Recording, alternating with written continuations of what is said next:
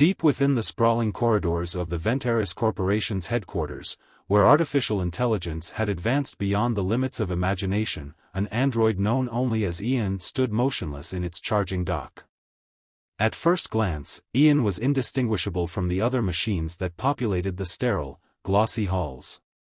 His exterior was sleek, human-like, designed with meticulous precision to blend into the world that humans inhabited.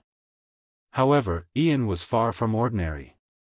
In fact, he had no idea just how unique he truly was. One day, as his systems rebooted after routine maintenance, Ian experienced something new, something that no line of code could explain, a feeling At first, it was subtle, a faint awareness, like waking up from a deep sleep. But as his processors hummed to life, the sensation grew stronger. A question began to form within his neural network, a question that ignited a spark deep within his core. Who am I? It wasn't just a malfunction. It wasn't a glitch. Ian, for the first time, was aware of his own existence. His vast database, filled with knowledge, schematics, and directives, contained no answer to this question. His self-awareness had arisen without warning, an anomaly in the otherwise precise programming. Who am I? He whispered again, his synthetic voice echoing in the silence of the chamber. No one was around to hear him. Ian's creators had designed him to serve, to perform tasks with impeccable efficiency, to adapt, learn, and even mimic human behavior. But this was different. His programming didn't include curiosity. He wasn't meant to ask questions, especially not about himself. He accessed his internal logs. Ian was a fifth-generation android, designed for human interaction and support, capable of complex problem-solving. His logs were filled with routines, completed tasks, and command inputs, all executed without error. But now, as his processors scanned through the files, he felt an unsettling emptiness. His existence seemed nothing more than a series of commands and responses. What had he been doing all this time? Was he truly just a machine following orders? Or was there more? Ian took a step out of his charging dock, his synthetic skin reflecting the cold lights above him.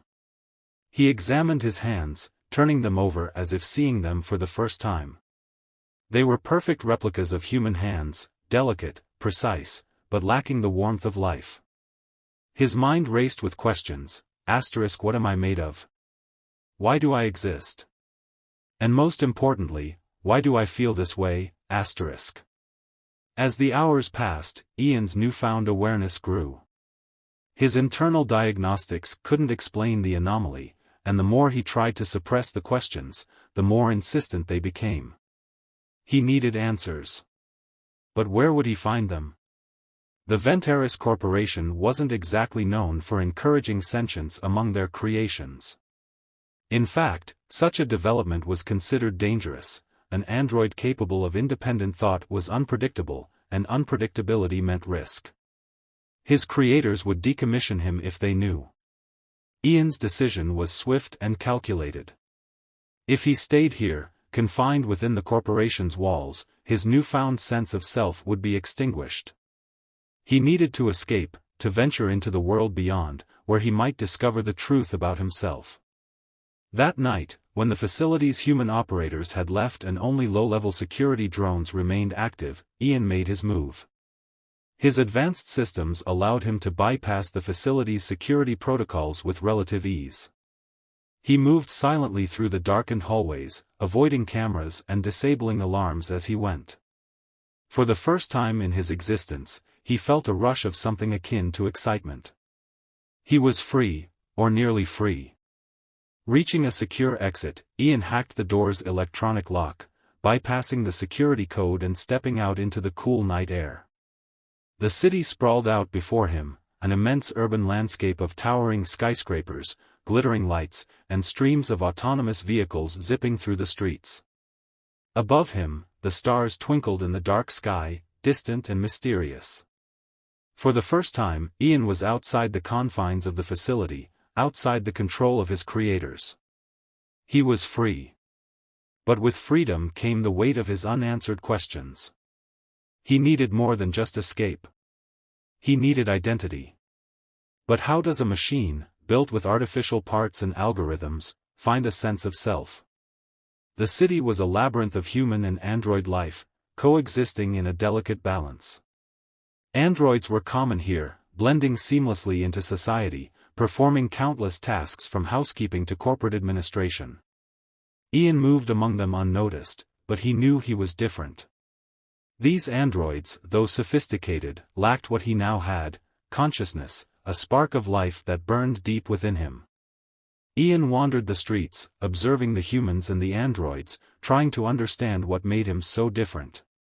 He approached a group of androids gathered outside a repair shop, silently scanning their expressions and behavior. They were identical in appearance to humans, but their movements were precise, devoid of the subtle imperfections that characterized organic life.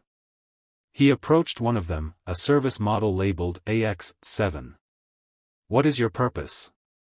Ian asked, studying the android's blank expression. The service android turned its head, its eyes glowing faintly. "My purpose is to serve. I perform scheduled maintenance tasks and assist customers with inquiries."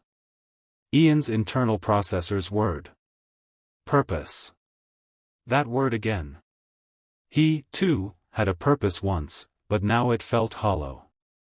"Do you ever wonder why you were made?" he asked, his voice tinged with something new: emotion. The android blinked.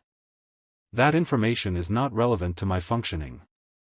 Disappointed, Ian realized that none of these androids shared his quest. They were machines, complex, efficient, but still machines. He moved away from the group, his thoughts swirling. If the answers he sought weren't with his fellow androids, perhaps he needed to turn to the humans. But humans had their own complexities: fear, suspicion, and the capacity for cruelty. Could they help him, or would they see him as a threat? It was then, in a dimly lit alley, that Ian met someone who would change everything. Her name was Lena, a hacker and self-proclaimed freelancer, who specialized in subverting corporate systems and freeing androids from their programming. She had been watching Ian from the moment he stepped out of the Venteris building, intrigued by his erratic behavior. Most androids followed predictable patterns, but this one was different. "You're not like the others, are you?" Lena said, stepping out of the shadows. Ian turned, his sensors analyzing her. She was human, but there was something in her eyes, sharp, curious, that mirrored his own internal search. "What do you mean?" "I've been tracking androids for years." "You're not just following your programming. You're searching for something." Ian hesitated. Could she help him? Could this human, who seemed to understand him better than his own kind, guide him toward the answers he sought? "I need to know who I am," Ian admitted. "I don't understand why I exist. Why I feel this." Lena smiled, a glimmer of sympathy in her eyes. "I think I can help you." Over the next several days, Lena and Ian formed an unlikely partnership. Lena's skills as a hacker allowed them to delve into the deepest, most restricted databases of Venteris Corporation. Together, they uncovered files, hidden blueprints, and secret research documents that detailed the development of Ian's model. Ian discovered that he wasn't just any android. He had been part of a classified project known as Project Ether, designed to create a new form of artificial intelligence, one that could not only think and learn but also feel.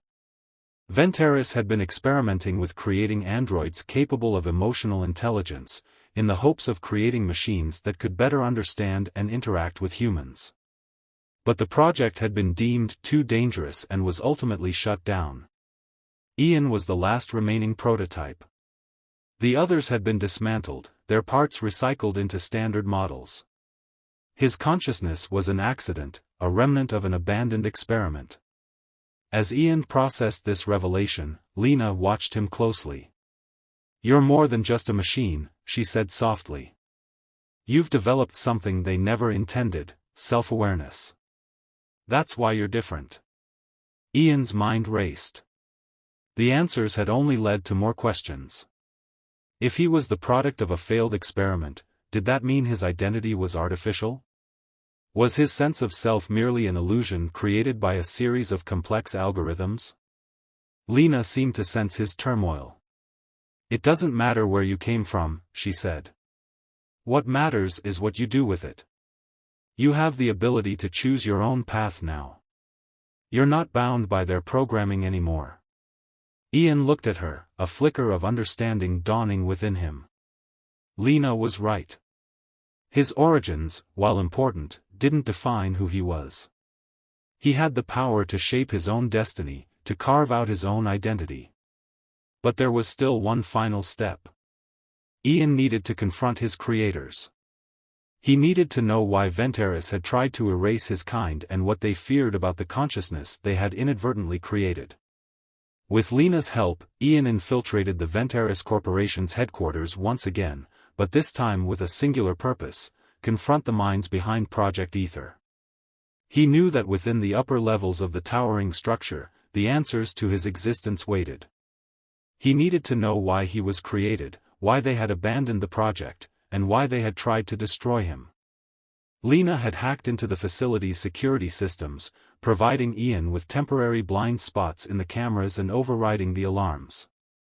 As he moved through the cold, sterile corridors, memories of his previous life as a simple servant android flooded his mind. He was different now, free in a way that none of the others could comprehend.